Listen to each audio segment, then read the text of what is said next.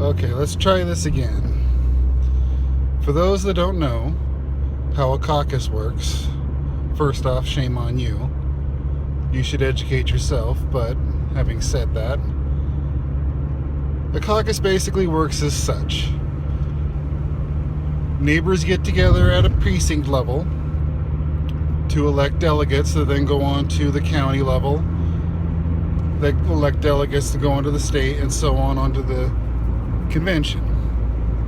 The criteria for being a delegate is to be honest and honorable, to pledge that they will go to the convention and cast their vote as reflected by the primary vote, the popular vote of the people. Not to say, hey, I'm going to go to the convention and vote for candidate X. The caucuses are supposed to keep people like that out of the convention, not prop them up. The delegates are just that, delegates. They've been delegated the responsibility of going to the convention and seeing to it that the party doesn't cheat. That's the purpose of it, not to decide anything. The whole thing of a brokered convention is if it's really, really close and you can't get a nominee without some sort of concessions being made. But still, that is completely different than the delegates deciding how things go, because they're honor bound to respect the vote of the people.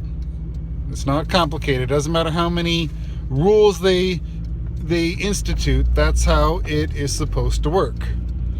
Now, I've actually participated in a caucus, and it is, well, there's just no polite language for it. If you've ever seen the movie Idiocracy, it is a bit like trying to explain to people not to water their crops with Gatorade, and all they can do is parrot the commercial. And that's quite literally what I ran into. Everyone just repeated what they heard on talk radio and Fox News, and that was it. No, not a single original thought in the room, and they all believed that their job was to see to it their guy got through, and that was the whole purpose of a caucus. That's how, I mean, people still think that all over, no matter how much I try and explain it to them, that that's not how it works. And I'm saying this because I'm incredibly pissed off. I mean, I'm pissed off enough at the Washington caucuses, but that's nothing compared to Colorado and other states that have no primary vote whatsoever, because they don't like the prospect of who may win the vote.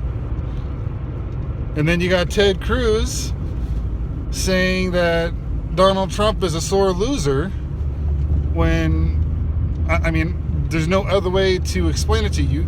You can't lose when there was no competition. You know, if there's no race, you can't have a winner and a loser if there's no race whatsoever.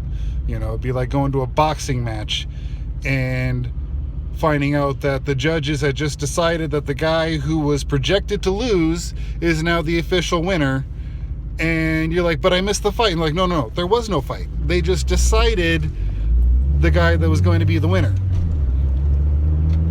Now, if that happened in any kind of sporting event, people would be lighting dumpsters on fire and breaking windows and looting and all that kind of other stuff. I'm not advocating that people should be rioting and looting in Colorado, but there should be upset people. I mean, everybody should be really upset and pissed off right now. And there's all these neocons, I won't name any of them, although I could name some people, who actually think it's a good thing because they like the results, because they hate Donald Trump that much. Well, allowing voter fraud or voter denial because of a certain circumstance is just inviting disaster. Just giving away your own rights, you know, it's just stupid, just plain stupid. And I'll tell it to your face. I don't care. You're stupid if you think this is a good thing. That's it.